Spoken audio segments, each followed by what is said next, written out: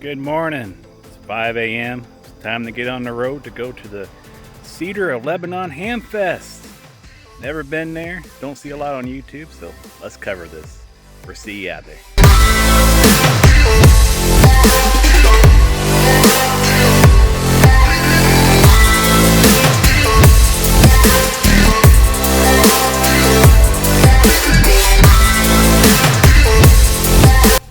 Okay, we made it to Cedars of Lebanon Hamfest. Let's go walk out there and see what they got today.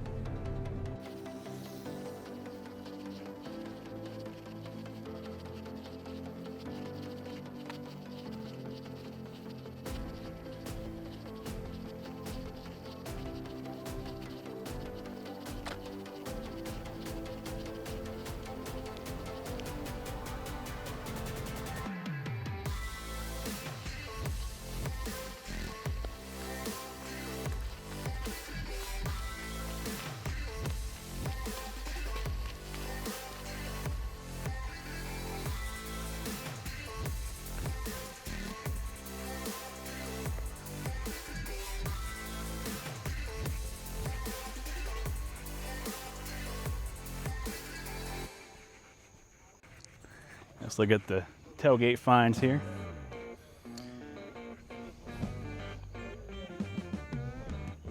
Got a Redivis.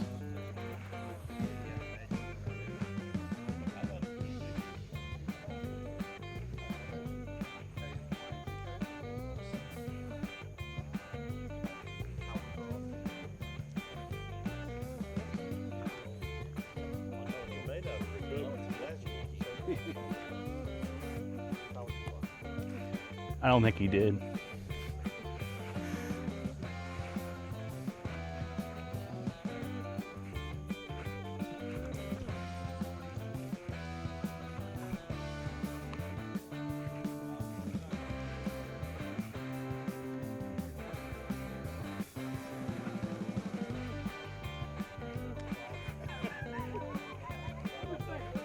I bought it from this guy and he told me it worked. I got home and I said, Morning. hello, Trevor. What we got going good here? Oh, just a few straight items, a couple of mine. You too. It's a nice key you got there. $50 for that. That silent key, for real. On this state. They got me. I say 35 bucks. It probably sold around $100. It did, bro. It's been cleaned up, readjusted and stuff.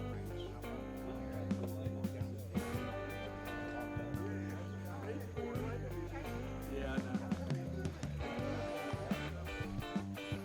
It's an old. That thing works good. It looks like it works good. Nice little receiver on it. You're filming it, show the inside to your people. When you're doing YouTube, Yes. they might have never seen one. The inside that look good.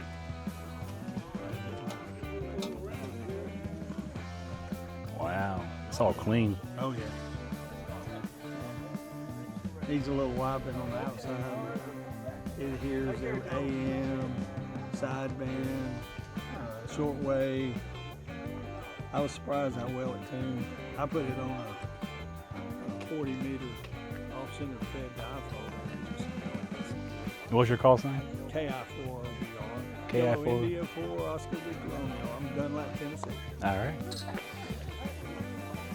I said, okay. Best speaker I ever had in my life. 2 years, yeah, off with automobiles and all that stuff. Well, I've never even used it. I bought it down in Georgia. It was just last year.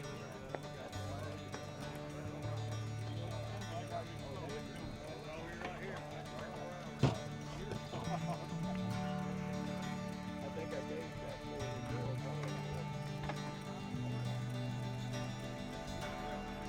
Yeah.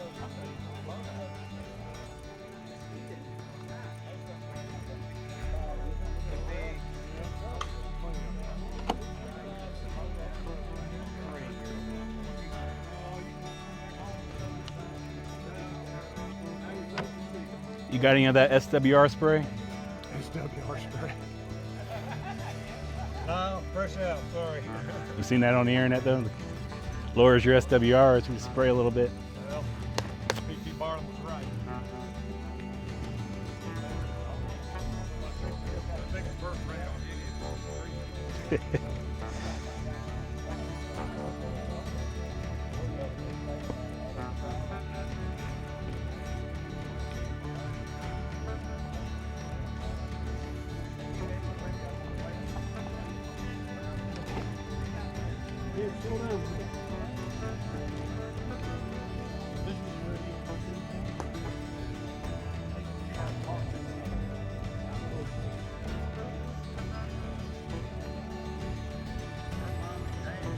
That boy must be an amplifier.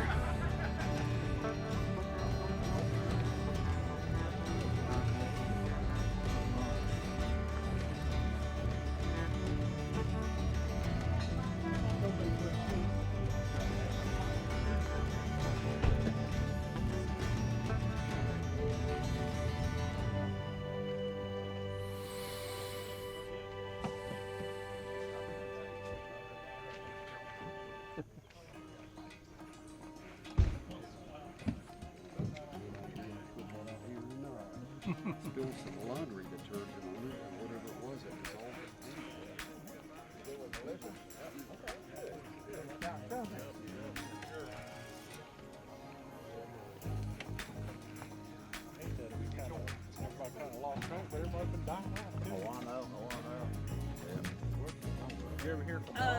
As far as I know, it works. A guy told me it worked. But you can't beat the price. Spent $10 on a NMO antenna, 2 meters, 70 centimeter, from a company I never heard of, MaxRad. So hopefully it works. No. That's probably because of the top of the battery where I've redone you rebuilt the battery? Probably. It's been in a drawer. Like I said, I hung on to it just because of memories. Like these Asdens were me and my dad's. See what's going on over here.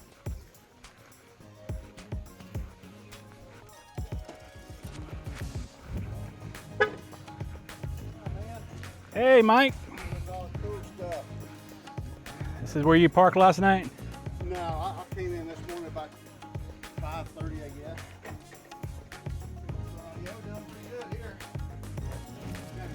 This is Michael Glennon's camper, and I guess that's his antenna. Look at that thing. You can see the parts on here if you want to.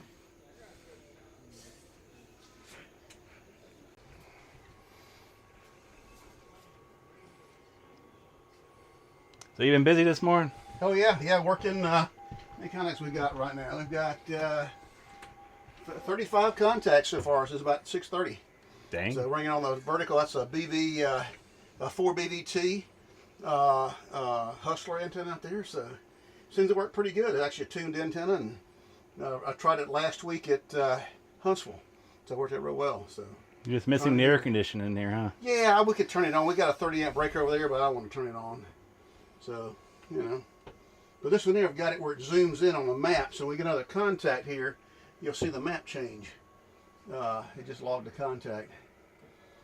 So if it has another POTA contact, you can edit it out probably. If it's another POTA contact, it'll pop right to it as soon as it gets a connection.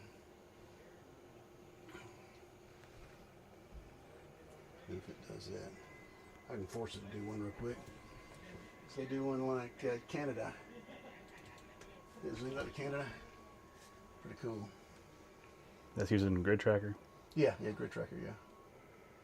Yeah, that's pretty cool. So. With the Short Mountain Hamfest talking at Cedars of Lebanon. All this. Much bigger. I was able to push it all the way. Much this got FLDs preloaded. You can run FLDs, you're off the little, run 6 watts of that thing. You don't have the cooling fans in there or nothing. You got a nice fan on you today. I see you every single time in Huntsville. Yeah. Every single time. Yeah. Like, I recognize him. I never met you, though. Jared, I'm KK4BBG. I'm the president of Beverly County Amateur Radio Society, but a member of the Short Mountain Repeater Club. And this is my This is what I call my Go Box Hamfest check-in, but I use it for. Used to do a lot of bike rides and runs and events like that until COVID hit and took out a lot of those events. But this trailer was built a couple years ago because the tree started getting too tall around here. It's a little Ironton trailer I bought from Northern Tool. It's been heavily modified to support the military mast system. I've got 3 antennas sitting on top. Of course, guy wires to make it all safe. And this is a Kenwood TMV7 in a box with some batteries, but it's also capable of being ran with shore power. It's a Vero Telecom N7500 radio over here that runs off that tablet. I got another tablet that's kind of just monitoring APRS and if I need to Google call signs and anything like that. And of course, it's not as hot today as it normally is, but we've got a couple fans to keep us cool and a couple little handhelds for this and that. Well, good deal. Thank you for telling me. All right, no problem. I might say hi next time I see you at the All right. Hamfest. Yeah, like I said, name's Jared, so. Hello, my name's Doug Carroll. Call sign is KM4YSU. I am the club treasurer for the Short Mountain Repeater Club and also the Hamfest for the Hamfest chairman for the Cedars of Lebanon Hamfest. This is our 45th year here at Cedars of Lebanon. It's all outdoor tailgate. Have probably anywhere from 25 to 30 vendors show up and anywhere from 50 to 150 member customers come out. We have food, presentations. Love for everybody to come out and visit us next year. We'll be out here the 3rd weekend of August next year. Come out. We've had a good turnout today. Weather's been good, so we hope you can come out and join us. The Short Mountain Repeater Club has been a club since 1970, I believe it is. 75.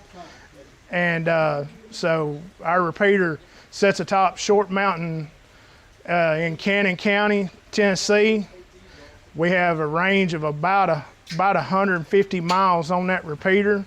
And all range, we go up into Kentucky, down into Alabama.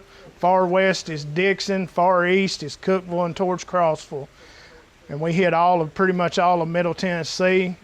So thank y'all for coming out to today's Hamfest, and we hope to see you again next year.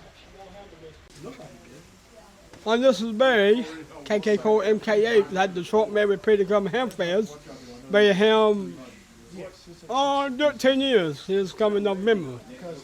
10 years to be a ham, KK4MK8, Cedar, Tennessee, but in the Short Mountain Repeater Club, a long time ago. The Short Mountain Repeater Club said the Lebanon Hamfest, long time ago.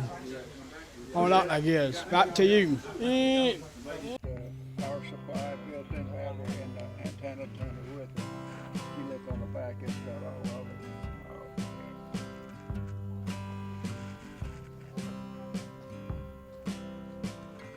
Get it on. Yaesu FTDX 3000. Go ahead and open me that power. I don't think my wallet's that deep.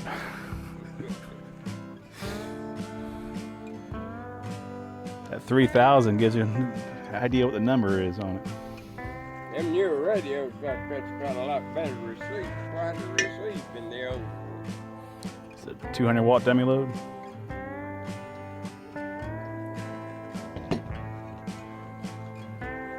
What did you want for the dummy load? $40. 40? It's not bad for a 200 watt dummy load. I used it one time. Never used dummy load again, huh? I'm quitting. 229.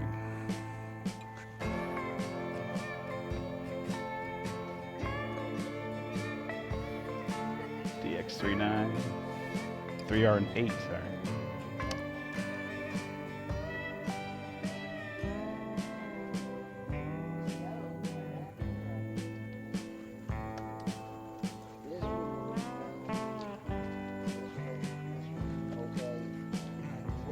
You're never in my way.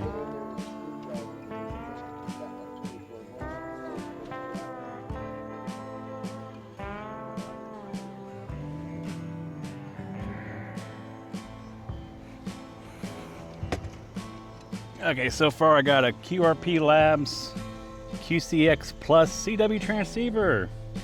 Picked that up for a good price. I got a 200 watt dummy load, the XRDS-FF. Got that for a good price too, I think like 40 bucks. Then I have a weird 2 meter 40 centimeter antenna from Maxarad. Hopefully that one works.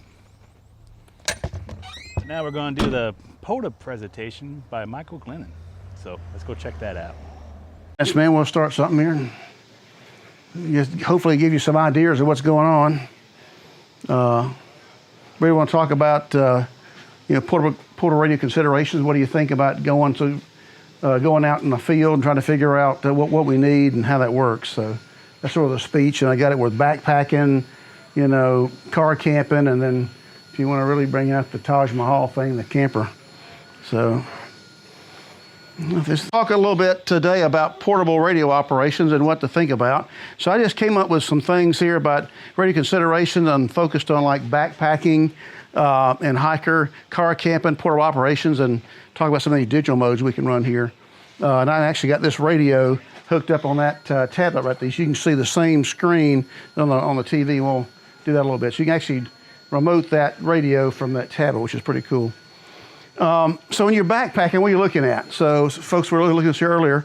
So here's some antennas. This is TN07 provided this to me. It was a Boy Scout hike. Gosh, 2015. The 2015 or 2017, I went to Philmont. And so I brought this. This is my radio. That's the antenna. And that's the, whatever that is. He says the blob. So it's a 9-to-1 transformer. But that's what TN07 provided to me. And the line to go with it. And that's what I used at Philmont. And wound up, that's the Boy Scout camp up in New Mexico. And I wound up bringing this radio out in the field with me, a little KX2. And this has the antenna tuner and everything built right in. So you just hook the coax, bring your lightweight coax with you, hook in the side there. And this has the antenna tuner as well as 80 through 10 meters. If I can get it open. I love these covers, but well, I'll tell you, sometimes they on there. There we go. Turn on here. So that's your whole radio station right here. So, that's the expensive route. And I also put the aftermarket mod, has an Anderson power poles in there for an external battery. And there's two types of battery I brought over here. This has the antenna tuner built in, and that little wire, so it's literally about 2 pounds of backpacking weight. Got the battery area in there, so if you're looking super lightweight for backpacking, highly recommend this, but not a cheap option. So turn that off, and it has a real-time clock built in as well. So it has a pretty neat selection of stuff there. This is an old military glass case. If you've ever been in the military, this is a goggle case, and it just happened to fit perfectly for the KX2. You can put it in there. Once you get all the connectors straightened out, and zip it back up. Now you can throw it in your backpack and not worry about it getting crushed. It's pretty neat. Let's fill down this coax. So that's a solution. Also, if you want to go with, this is QRP Labs. QRP Guys, I'm sorry, this is QRP Guys. This is a 20 and 17 and 30 meter antenna that I made, and they sell these as kits. You got to provide the wire, but they sell these as kits. So here's another little antenna, super light. You can this is the driven element, that's the reflector or the ground, and it's a little BNC in the middle, and you can put that in a tree somewhere. And so that's pretty easy to backpack as well. Requires usually 2 points to hang in the tree. So that's a consideration, which this long wire here, you just have to have, this end goes to your radio, this side goes to a tree. So just a 2-point connection. That's a consideration for QRP operation. That's something to think about when you're out doing these park activations. Let's see what else is on the slide here. Yeah, we talk about antennas, whether portable, tuned, etc. So we'll go on the next page here. So for backpacking, so what are you looking for? Something small, lightweight, right? Something that's self-contained. I've got these batteries. There's one here next to you. This is a lightweight here. This is a 10 amp hour battery, weighs literally about a pound. It's not like the lead acid ones. And that 10 amp hour battery lasts you a couple of days with some of these QRP radios. And this is a 20 amp hour, which weighs a little bit. This is probably more like the 5-6 pound version. This is a 20 amp hour. So that's pretty cool battery. And by the way, I actually found a fuse holder that was made out of, somebody made the 3D printing, and got little micro fuses in there. And that's pretty cool to have too, in case you ever short with these things out, it pops the fuse versus the battery. So that's something else to think about when you're out in the field. What else? Antennas. Here's one here that's a vertical. And by the way, if you ever seen one of these, this is a Hustler mount. If you ever seen this, is a Hustler that's made to be inverted the other way around and put the coils on here. You ever seen those on a Hustler? So I wound up having a guy making these, thread these, what's that, 3/4 inch, probably 3/8 threaded stock. He threaded those for me, and I inverted that and put a regular antenna slug in it. And a ground, this is just ribbon cable, and that's my ground plane. And you can put these shock cords together fairly quickly, and they just come apart real easily. So that's something you can put in a backpack, and it's still fairly light, but that's more of a car camping solution set than anything else. So that's an option there. For backpacking too, this little radio here, it runs on batteries. It's got a couple of batteries here on the side. It'll run about 2 hours on those two 3.6 volt batteries. There's 2 of those. I got it hooked to a power supply right now, so we're doing a demonstration. And that's another option you can use.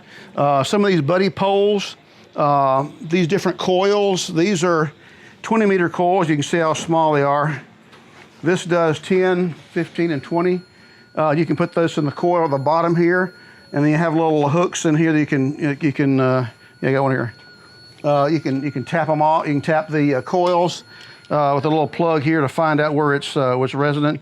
So you actually can have a resonant antenna and not really weigh a bunch. So these are buddy pole coils here, and that's the higher bands. This is a 40 meter coil. It can also do higher bands, but it's a little larger. So if you're not gonna work 40 meters, you don't need this, just use the small ones. But that's a 40 meter coil. And then of course, if you wanna do 80 meters, that's a real coil there, and you gotta have more wire, but that's 80 meter coil. So you can do all bands with this. It's just heavier and bigger. So that's a consideration when you look at that. What else we got here? Let's go to the next slide here. So other things, you can look at 817. If you're gonna car camp, this is the radio, the tuner. It's all got batteries in here, ready to go. Power these things up. So that's something you can use. A car camp is really not backpacking, but if you want a car camp. So that's the things about 817s. It does HF, 6 meters, 2 meter, and 440. So that gives you all the bands. And if you do 440, here's an arrow antenna. I highly recommend getting these arrow antennas. If you've ever seen those before, they're all aluminum arrows in here, and they're pretty cool. I won't take it apart. But the beam's is a collapsible beam, and it fits in these packs here, so you can do them pretty easy, portable. That's a 2 meter 440 beam antenna in there, so that's pretty neat to have that portable. Say again? No. Here's some other ones here too, if you want to look at these. These are the Hawaiian-made 9-to-1 balun. These are 9-to-1, and these are pretty easy to put up too. They're 9-to-1 coil in there with a capacitor across it.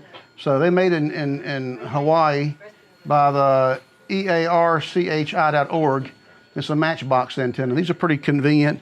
It requires a small little line, and got some coax in there as well. So these are pretty easy to put up in backpack or car camp if you have a little pouch. It's always nice to have things in pouches so you can pull them out pretty quickly and use them. And this is the bag. And I have like a log book here as well that I put things in.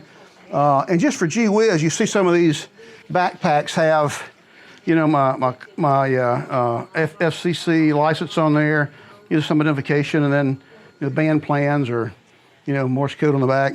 When I was out in California for a year, I had a bunch of cops would come out there and jack me up on the beach a lot. When you start pulling out wires and antennas, you're not a beachcomber. You're not there to play in the sand. And so most of the cops, when they would talk to me, I'd grab one of those cards with my stuff on it, or one of these cards. I'll pass this around if you want to look this around, a couple of these. This is, y'all can take pictures of them, what y'all need to do with them. But that's something I had to have on there about my hobby and what the hobby was doing. Here you go. And so when I was on the beach, they didn't like you reaching in your pockets and stuff because they get real irritated if you may pull something out. So I used to have this laying on top of the radio to grab it to them. And used to say, well, the terrorists probably don't have a business card. So they could see what I was doing, my name, the hobby. And I also had my regular card I give them as well, which is pretty neat for that. So it's a pretty neat little card to have with you. So if you have something like that, it really saves the quick contact with the law enforcement. And I think California, on the beach, even one of the parks, you start pulling the battery out and wires and antennas, they go, hi. They come out just to talk to you. And they don't mean anything about it. They just know you're not a normal park goer. So they're curious. And most of them are hams or no communications. And you start talking communication, radio stuff, show them your license. That's pretty good. That's why I use on these backpacks. You see them on the outside of the backpack. They have several of those. So all I got to do is just show them the license and I don't have to dig for anything. So it makes it really basically give them the license. That usually calms them down right off the bat. And that's pretty neat. All right, let's talk about some other stuff here. Here's Viona portable. You can get a little bigger with the case. There's some stuff here that's portable there from Jared. And the backs are 2-meter stuff. So you can have batteries built in the case and you can use your laptops and stuff, makes it a lot easier. So that's nice to have. This radio here, this is a Raspberry Pi that's sitting in here, which is a full computer. And then this has got an amplifier in here. This is a 40-watt amp that's in here, as well as the 817. So you can car camp with this and have a full station running off one of those 20-amp-hour batteries, and it works fairly well. And like I say, these are all self-contained radios. By the way, if you like to look at some of these, this is an S-Bit-X. This is one sold by HF Signals. It's Azure Farhan in India. And I think Gigaparts actually sells these online. You can buy them locally. But this is the $399 version. And I'll show you the demo on this one in just a minute. It has the logging software in there, the FT8 digital stuff, has FLDigi already loaded, as well as has a built-in microphone. And also you can do your key and mic and ear plugs as well. And this runs off of 12 volts. And this one's the same one. That's with that 20 watts, by the way. This one's the same unit. Let me switch over here. This is the same unit, but it's the backpacker version. It only puts out 6 watts. So this one here, if you see it, the trailer's in there running POTA, Parks on the Air. So this is the exact same radio you're seeing right here. That's the 20-watt version. This is the 6-watt version, and that's $160. So if you're looking at something that's portable that you can use, that's the way to go. It also has a logbook in there. Also you can run FT8. It'll run voice. You just push the button here. If I get my little finger on there to give you different modes. Just switch it up. You can see that it says AM, digital mode, wideband, upper sideband, lower sideband, CW, CWR, FT8. So that, and that's the, you touch the screen and you can change the bands. So it's fairly easy. It comes with a little touch screen, a little regular tap thing to tap the screen with. Comes with that as well. And it comes with adapters as well. This is the HDMI, and that's the regular keyboard, plugs in there for serial, for USB. So it is, they call it future-proof because it's Linux. So you need to know a Raspberry Pi. Unfortunately, that's a Raspberry Pi W. There's a little small Raspberry Pi in that one. That's a full Raspberry Pi 4 in that one. It's a little more capable radio. But this one here works just as good. And then here's the ones I've used, like in the RV there. This is a Raspberry Pi that has the dual screens on here, as well as the 4 ports for your regular USB stuff. And you also can access the interface. So I run like Echolink sometimes off of these, and I can access the interface port right on top there. So that's pretty neat. And this particular one here has a 512 gig hard drive. So I'll see hard drive on the bottom of this. So that's a hard drive, 512 gigabit hard drive, and a Raspberry Pi in one case. And it's metal, so it's somewhat shielded. It has a fan in it too to keep it cool. That's pretty neat. And another one I used to use a lot, hadn't used it in a while. This is also a Raspberry Pi 3, but it has the display all in one unit. that's sort of nice to have too if you need to have it, you know, something with a bigger screen. And that has the Raspberry Pi is right here. So it's the whole Raspberry Pi less the keyboard right there. So that's pretty cool as well. Now, let's see what else I got on the briefing. I think that was the main points I wanted to make. I wouldn't leave it too long in front of the sensor there. Let's see what else. Yeah, so in summary there, we're looking at radios. So I showed you several of them. The QRP ones from hfsignals.com. You've got the FT8, which is the Yaesu brand type. We had the KX2, which is over here, and then another FT 817 over there. Some battery considerations as well. So different antenna considerations as well. I have things like this 49-to-1. Here's a little coil. You plug that in the radio as well. And this is a cool little trick here too. If you want a 1-to-1 balun, all you need is a couple of these RF chokes, and that'll work the same way. It adds a little weight to your backpack, but you don't have to carry one of those 1-to-1 baluns. And this is a 49-to-1, and of course this goes to your antenna. So you either hook it to this thing here or a long wire, and works fairly well. So there's something else to think of. There's another little trick you can do with those. You can get the 120-something foot long, and if you cut it in the middle, put an insulator in there and jump it with a high voltage capacitor, and I forget the capacitance. It'll work all. It's probably like 27 picofarad. Well, it'll work all the way from 80 all the way up to about 6 meters. Okay. Yeah, I've seen that done with the little capacitor here. They're like 27 picofarad caps usually. I've seen that. High voltage. Yeah. It's got to be like 5K or better. Yeah. They got to be high volts. Yeah, high voltage. But yeah, that's something else you can do too. I've seen that as well. So, but that's an easy one there for QRP stuff. So any knowledge I want to share, we'll just jump right in. This is stuff that I've used. These are the super antennas. They've come up with these little antennas, little short jobs. They got little small legs. There's another thing. If you want a short installation, you can have one of this same configuration, just as a shorter version of that. I didn't like that in the sand when I was on the beach a lot, because the coax sat on the sand. So I like the little longer legs. So it's up to y'all to think about that when y'all want to operate QRP. So any questions? I'm going to show you some links here. If y'all want to write these down or got a camera, you can take some pictures of that. So here's the Z-Bit-X, the small one, and the S-Bit-X, which is the bigger one from HF Signals. They sell that online. I do believe Gigaparts, you can order those from Gigaparts as well. Buddy Pole. Michael, are they kits? They are complete like that. They're complete? Yeah, they come $169 shipping, I think shipped DHL with the Z-Bit-X. And then the S-Bit-X is $399, and they come just like that. It used to be years ago with the Bit-X20 and the Bit-X40, you just came with a board, you had to find a case for it. Right. So now they've incorporated the case. And $399 is not really bad. It works as a full Raspberry Pi 4 and its screen. But what I like about it, it's got a 24-bit SDR receiver in the back. So when you look at I'll switch it over, I can go up to 10K bandwidth from a bandwidth scope and see what's on the band, which is really nice. I'll show you that in a minute when we switch back to this. But they both run the same software. So you see the little one and the big one. They did some weird. Do all the bands? Yeah, it does 80 through 10 meters. How much output power does it have? Do what? How much output power does it have? This has, it says 5 watts. I get 6 out of it. The big one here has, it says 25. I get about 22 out of it. So that's a 25 watt rig. Michael, do they have 160 players?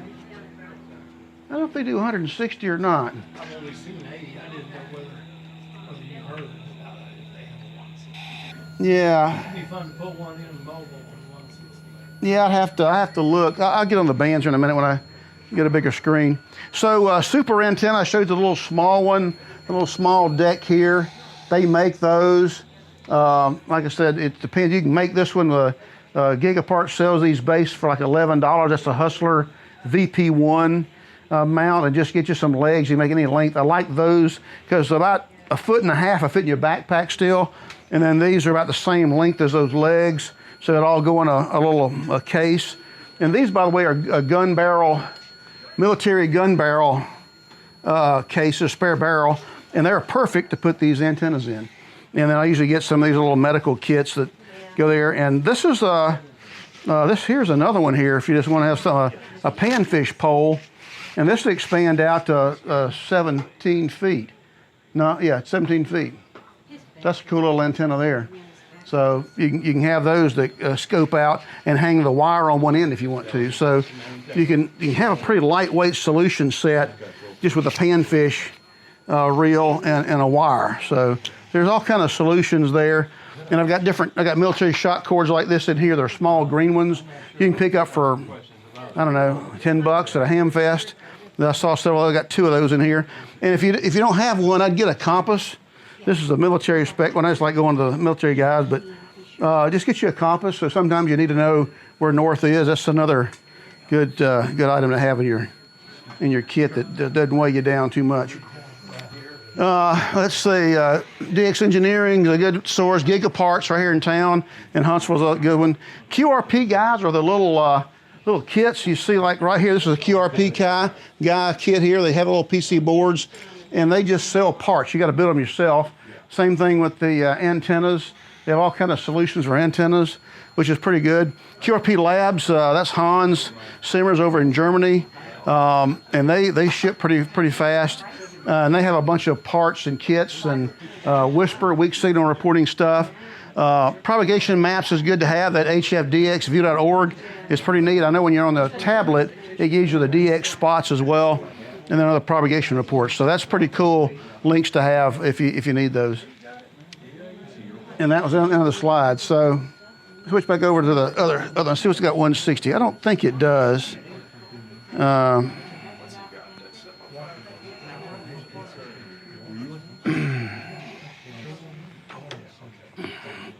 No, it just goes 80 through 10 meters. That's all it does. Yeah, 80 through 10. But just tap those. So this is what you're looking at on the screen. So if you got, let me get the keyboard here. So you're asking about bandwidth. Here's a span right here. I can click on this span and see it goes 25K, 10K. So that's a 25K bandwidth. You can see what's on both sides of you on the band. So that's pretty cool when you have those big ones. That's 2.5, that's 6. That's 10K. Usually on 10K. Works pretty good. Here's your drive. You can set your drive here to whatever you want for its power. I got to turn it up here. Here's your drive level. I think I messed it up here when I touched it. Yeah, I got to touch the screen. Yeah, I don't see the drive level. I can't see it. I can't bend there and look at it close enough. But anyhow, I say that's the power drive there. Here's the audio level. You can tune it up. Yeah, I got to touch the screen. So, up arrow. Yeah, up arrow is what it is. Turn the volume up. Same thing with drive. I can turn the power drive up. I turned it down so I wouldn't burn it up if I keyed up by accident. But that's the drive power. So, it has the SWR. It has a battery and SWR in here as well when you key up. That's pretty neat. When you're doing the touch screen, you actually touch the screen and release it, and that's the station you'll work. That's pretty neat. The cool thing here too has a logbook built in, so you can pull the logbook up. So the logbook is built into the software. So that's another good thing. You can actually log and then export your log later on. So that's another cool feature that the software has. And you got the QRZ lookup. You can hit the button here. You can look up their call signs online as well. So it's a full functioning radio. Just using this box without this keyboard, you just got to use the little stylus that comes with it that touch the screen, because you really can't see it unless you're looking right at it. So, but those two little boxes are pretty neat for portable ops. Any questions? No. What you got for me? Suggestions? I mean, it's all a ham radio hobby, and we all got different views of things and how things work. But portability is pretty neat. You can go with a 4-band vertical like that on the trailer back there if you want to do really portable operations. I ran that at Huntsville this year and made 360-something contacts on POTA. That was pretty neat. I was at Huntsville Hamfest, and I think I had 54 earlier. So we're making a few contacts here. So you got to have a minimum of 10 to activate the park, which we activated the park early. So it's about 6:30. We've got about 50 contacts or so operating, so it works out pretty good. And It runs off of batteries in the front of the truck, so it's pretty cool. All right, anything else for me? Looking around. Yeah, appreciate it. That's all I got, man. Thanks. Harbor Freight, not Harbor Freight.